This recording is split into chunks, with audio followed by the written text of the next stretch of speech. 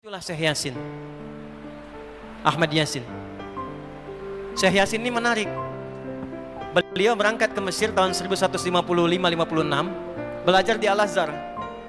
Ditangkap oleh rezim pada masa itu karena diduga ikut dengan gerakan Ikhwanul Muslimin.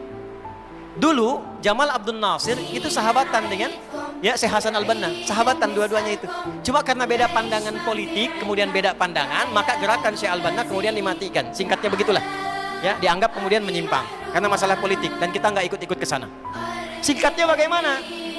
Syekh Yasin datang tahun 50-an ke sana, kemudian ke Al-Azhar, ditangkap, dikira gabung ke gerakan Ikhwanul Muslimin. Beliau bingung, nggak tahu kok ditangkap. Setelah kemudian diteliti, diidentifikasi, ternyata nggak terlibat. Tapi dari situ kemudian beliau mengenal lebih jauh. Ikut ke situ, ikut gerakannya, ikut kemudian apa yang dilakukan dari gerakan-gerakan tarbiyahnya sampai pada tanggal 14 Desember tahun 1987 ketika melihat realita tidak ada yang berjuang lagi, sementara anak-anak ditawan, perempuan dibunuh, orang di jalanan ditembak begitu saja, masyarakat dipecah belah, Al-Aqsa semakin digali semakin dekat, tidak ada yang mempertahankan, sementara dunia Islam di luar tidur semua. Maka beliau membentuk dengan sahabatnya 6 orang. Termasuk di situ ada Syekh Dr. Abdul Aziz Ar-Rantisi, dengan beberapa kolega yang lain, maka didirikanlah gerakan Harakah Muqawamah Al-Islamiyah, disingkat dengan Hamas namanya. Itu yang sekarang jadi trending topik gitu. Maka dari tahun 80-an itu mereka dididik oleh Syekh Yasin dengan Al-Qur'an. Diajarkan kepada mereka tentang kisah-kisah ini. Bagaimana perjalanan Yahudi, karakternya bagaimana, sifat penakutnya bagaimana, cara masuk ke mereka bagaimana, seperti apa gambarannya, dan dihitunglah siklus 40 tahunan. 1987, 40 tahun ditambah itu berapa?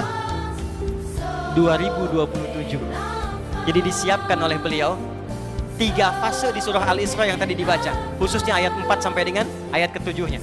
Wa qadayna ila bani Israila fil kitab la tufsidunna fil ardi marrataini wa la ta'lunna 'uluwan kabira. Bani Israel itu kata Allah sudah tetap perjalanannya dari sejak generasinya ini berjalan selalu merusak dan mewarisi karakter-karakter tadi. Maka apa yang terjadi?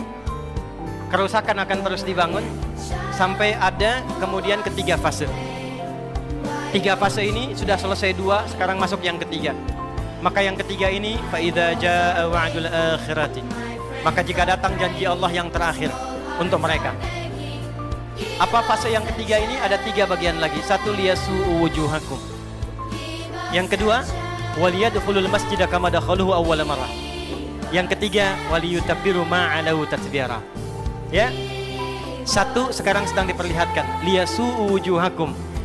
Persis sekarang orang-orang itu seperti di era Nabi yang membayangkan hingga bisa ditembus, bentengnya kokoh, intelijennya kuat, sadapannya di mana-mana. Tapi ternyata dunia yang melihat kokoh itu ditunjukkan oleh Allah hanya dengan bahasa mereka. La syirdimatun qalil. Ini bahasanya Firaun. Ini kan cuma ormas kecil, nggak sebanding. Ormas kecil yang nggak sebanding ini ternyata telah bisa mengintersep semua bagian-bagian itu. Dia bisa tembus bentengnya, dia masuk ke dalamnya. Liyasu'u wujuhakum. Tujuannya bukan untuk menunjukkan mereka mampu, bukan, untuk menggugah dunia kalian kemana saja. Yang kalian anggap itu hebat, itu mampu, itu dahsyat, ternyata bisa ditembus, dipermalukan di wajah dunia. 1, janji Allah tiba. Kedua, waliyadkhulul masjida kama dakhaluhu awwala marrah. Nanti ada fase kedua. Setelah ini terjadi, selesai fase kedua, masuklah ke wilayah Masjidil Aqsa. Kembali lagi milik kita ini. Dihitunglah fasenya 40 tahunan. 1987 fase pertama sekarang berjalan, ditambah 40 berapa? 2027. Itulah fase yang kedua, saat diharapkan paling puncaknya Masjidil Aqsa bisa kembali lagi. Nah, ini bukan main-main, hitungan fasenya. Atau lihat video viralnya Syekh Ahmad Yasin itu ketika menjelaskan itu. Saya tahu betul itu. Beliau hitung itu. 2028 dan puncak akhirnya waliyutabbiru ma'alahu tatbira. Hancur semua, terjadi perang dahsyat. Hitungan saya tambah 20 tahun karena fasenya sampai 100 tahun. 40 tambah 40 tambah 20 100. Maka 2037. Silahkan cek orang-orang yang ada hitung di pertahanan sekarang. Antum tanyakan pada yang film Anas, pada di macam-macam, bagaimana kekuatan dunia 2007 terjadi sesuatu yang dahsyat. Gerbangnya sampai 2040, di atas 2040 itulah generasi emas akan muncul. Makanya Indonesia masuk ke generasi 2040 ini. Itu sudah itu 2030 misalnya. Makanya sekarang punya visi 2030 semua. Saudi visi 2030, Rusia, China, Afrika Selatan, Brazil visinya 2030 dengan Brits itu. Semua visinya bisa. Dan yang paling dahsyat, hitungan secara spesifik isyaratnya sudah ada dalam Al-Quran. Dan ini bukan berulah hati, bukan viral TikTok. Ingat, ini sudah sejarah yang berlangsung dari penelitian masa lalu. Maka wajar kalau sekarang mereka takut dikepung. Kenapa?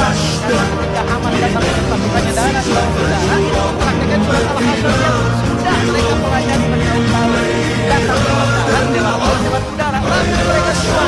Maka dikontaklah kemudian kolega-koleganya yang datang sama hidup dua dari Amerika. Satu lagi datang, Inggris datang, kemudian Kanada datang, Jerman siapkan pasukan. Kenapa? Karena trauma dengan